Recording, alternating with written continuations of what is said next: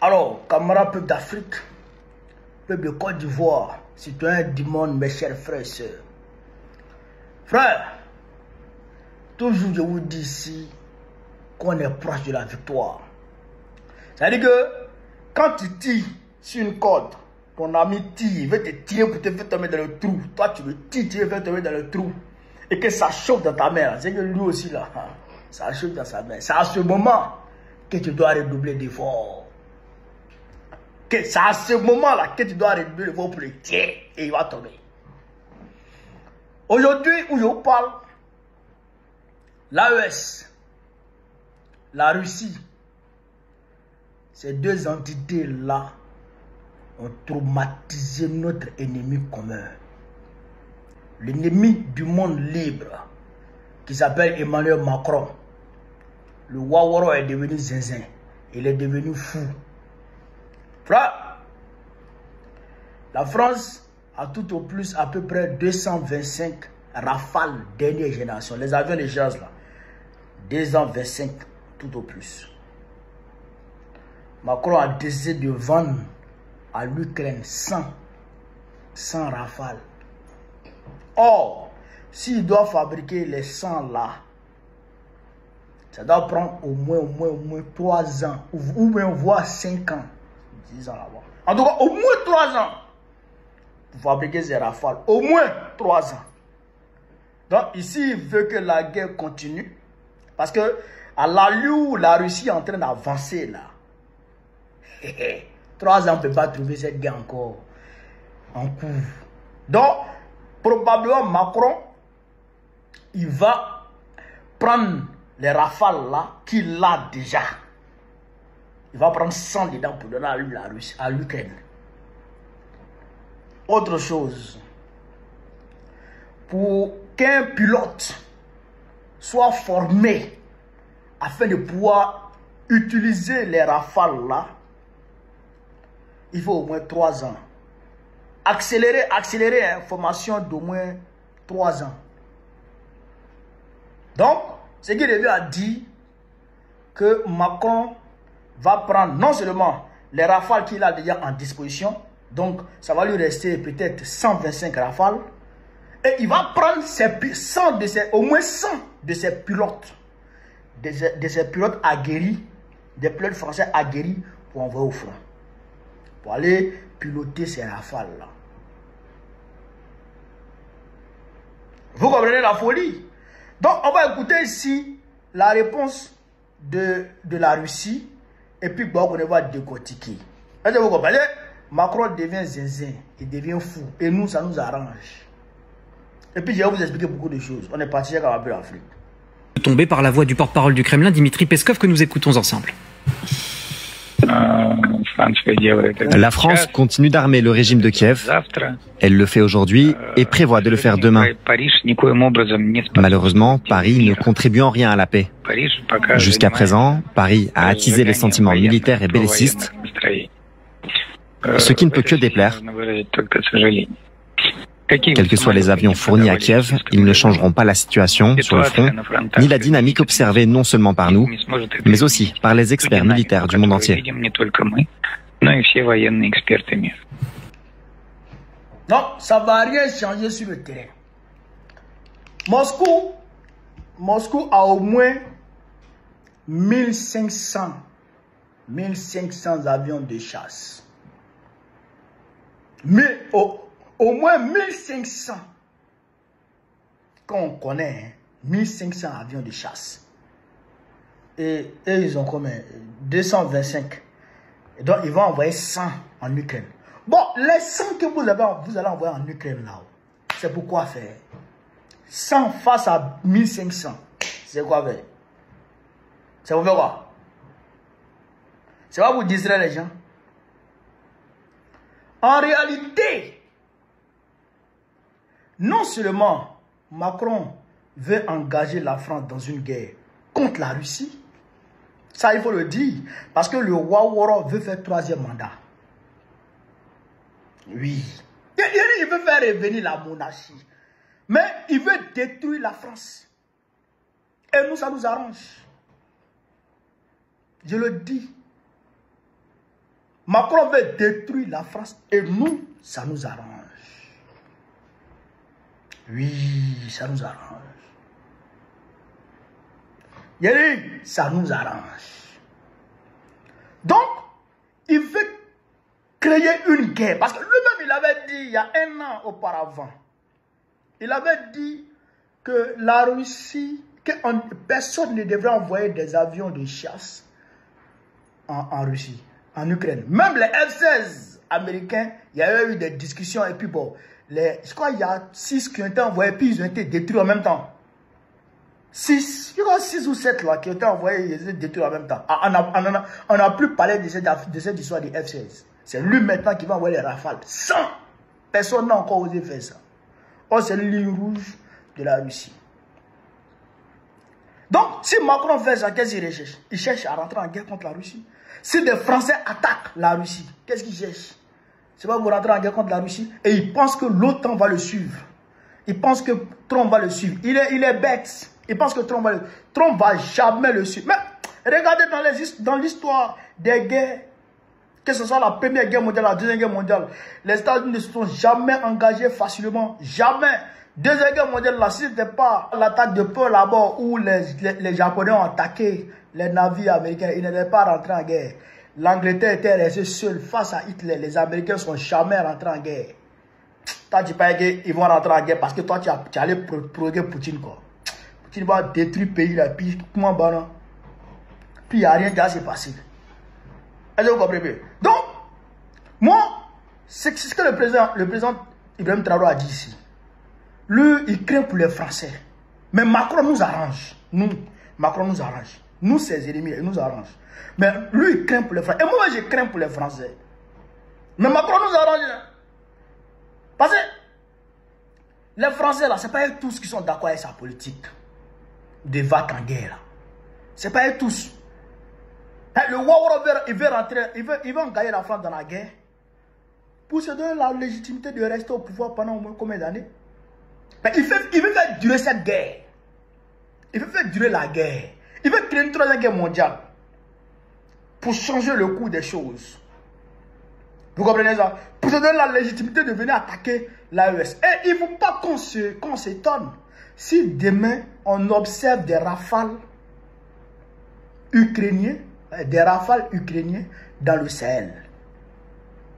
Il ne faut pas qu'on s'étonne parce que les 100 rafales là vont en Ukraine, il ne peuvent rien créer. Le gars l'a dit tout à l'heure. Dimitri Peskov l'a dit tout à l'heure. Ceux-là ne peuvent pas changer le cours de la guerre. Ils ne peuvent rien faire. Tu vas envoyer 100, on va envoyer 200. Ou bien on envoie 500 contre 100. Comment on va? Quel est mon bon? On envoie 500 contre 100. Les missiles pleuvent. Les kamikazes pleuvent.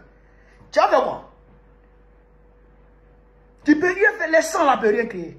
Mais il ne faut pas que nous autres, dans l'AES ici, on soit étonnés si on voit des rafales que la France aura vendues à l'Ukraine traîner ici dans le Sahel. Parce que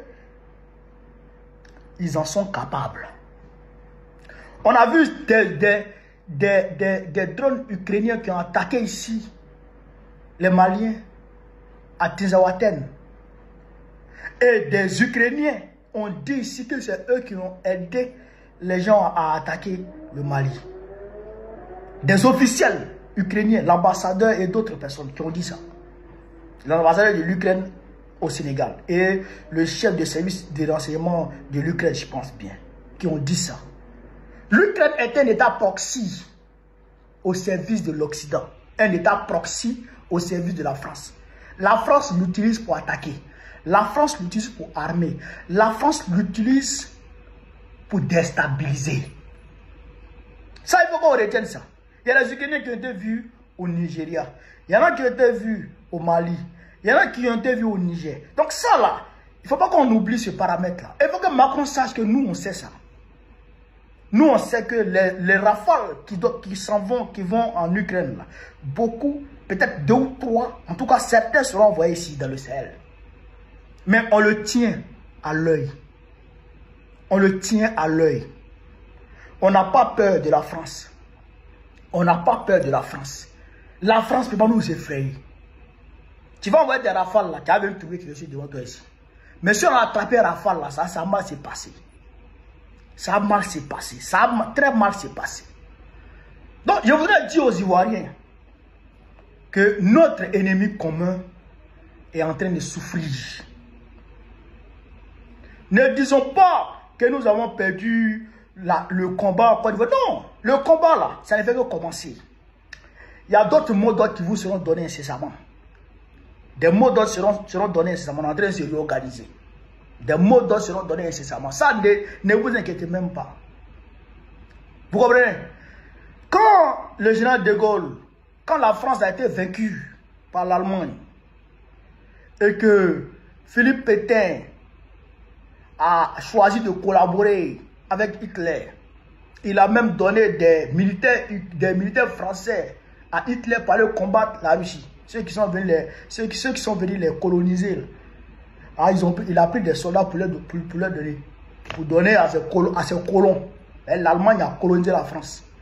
Il a pris des soldats français pour donner aux colons qui sont allés combattre les Russes, mais qui ont connu, on va dire, une défaite cuisante. On va dire comment on appelle ça, à Kursk et puis à Stalingrad. Ils ont été frappés là-bas. Vous comprenez? Mais qu'est-ce que De Gaulle a dit? De Gaulle a dit aux Français que si c'était une guerre franco-allemande, on pourrait dire que la France a perdu la guerre. Mais comme c'est une guerre mondiale contre le nazisme, alors le combat continue. Et il a appelé les Français à la résistance. D'accord? Donc c'est la même chose à notre niveau. C'est vrai qu'on a perdu la bataille du 25. Mais ce n'est pas un combat ivoiro contre impérialisme français. Non. C'est un combat du monde libre contre l'impérialisme. C'est un combat global du monde libre contre l'impérialisme. Vous voyez, les mêmes qui nous attaquent, les mêmes qui nous imposent Ouattara, les mêmes qui nous tuent, les mêmes qui nous envoient les terroristes pour nous attaquer. Quand nous manifestons à Nayo et consorts, c'est les mêmes là qui envoient les terroristes au Mali, c'est les mêmes qui envoient les terroristes au Burkina, au Niger et consorts. Et c'est les mêmes qui sont en train de vendre des armes à l'Ukraine pour attaquer la Russie. Donc nous ne sommes pas seuls. Nous ne sommes pas seuls. Nous sommes dans un combat global. Mais nous devons jouer notre rôle. Nous devons jouer notre rôle. Nous devons jouer notre part. Et notre rôle, c'est de se mobiliser. Aujourd'hui, nous n'avons pas d'armes. Nous n'avons pas d'armes. Moi, je n'ai pas de réseau d'armes. Mais s'il y a certains qui ont des armes, je les soutiendrai. Je les soutiendrai. Parce que l'esclave qui n'est pas capable d'assumer sa révolte ne mérite pas que l'on s'apitoie sur son sort. Ils ont pris les armes pour nous asservir. Si on a eu des armes pour nous libérer, je soutiens cette action. Moi, je le dis en tant que Baokone. Je ne dis pas ça en tant que militant PPS, je le dis en tant que Baokone, en tant que leader d'opinion. Voilà, ça c'est une réalité. Ça, rien n'est exclu pour moi. Rien n'est exclu pour moi. Mais pour l'heure, comme on n'a pas de réseau, mobilisons-nous, attendons les mots d'ordre qui vont venir et puis exécutons les mots d'ordre. On meurt partout. On meurt partout. Il y en a qui sont restés à la maison qui sont morts. Vous êtes restés à la maison et puis on va vous arrêter. C'est mieux de sortir et puis on va nous arrêter nous tous. C'est ça qui est la vérité. Donc, camarades d'Afrique, voilà un peu ce que je voulais vous dire sur cette vidéo. Et les Français, il faut qu'ils se lèvent. Parce que ça ne va pas chez eux. Macron veut les engager dans une guerre pour s'imposer, pour éviter les élections à venir. Il veut s'éterniser au pouvoir. Mais pendant ce temps, eux, ils souffrent. Ils ne mangent pas. La vie devient de plus en plus chère. L'école, ça ne va pas. La santé, ça ne va plus. Il va falloir que les Français, eux aussi, à leur niveau, se lèvent, manifestent, mènent des actions robustes pour se faire entendre. En tout cas, nous les soutiendrons. S'ils veulent se libérer de Macron, l'esclavagisme, nous les soutiendrons. Nous les soutiendrons. C'est ça aussi qui est la réalité. Frère, voilà ce que je voulais vous dire. Sur ce, vive l'Afrique libre, vive le panafricanisme, vive tous les présidents panafricains, vive l'AES, vive la Russie, vive Poutine. Gbagbo, président de Côte d'Ivoire, très prochainement. On est ensemble. Si je démissionne aujourd'hui de mon poste de président, je m'en fous, j'irai au Burkina ou en Côte d'Ivoire pour être conseiller spécial du président Alassane et je vais les aider à trouver l'albinos noir qui se cache actuellement en Côte d'Ivoire. Voilà. Je me casse de Paris, je vous laisse la France. Trouvez-vous un autre président. De toute façon, il n'y a plus rien à faire. Je vous laisse, Brigitte. Bonne chance. Enfin, je suis libre. Un coup on sautait octobre, voilà novembre, voilà novembre, voilà novembre, voilà un coup on sautait octobre, voilà novembre, voilà novembre, on va danser, on va danser, on va danser, on va danser, on va danser. Attrapez-le, qu'est-ce